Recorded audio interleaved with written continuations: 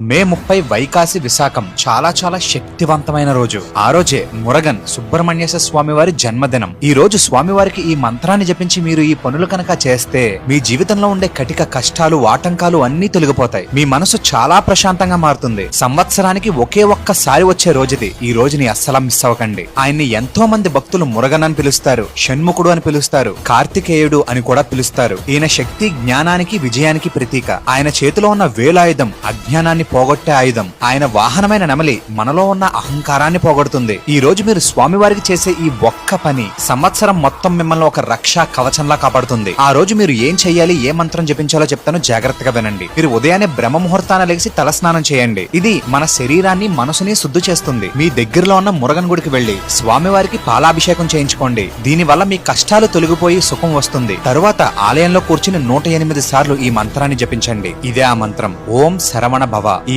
ఒక్క మంత్రమే మిమ్మల్ని కటిక కష్టాల నుంచి కూడా దూరం చేస్తుంది. ఒక్కసారి కమెంట్స్ లో మనస్ఫూర్తిగా జై మురగన్ అని కమెంట్ చేయండి.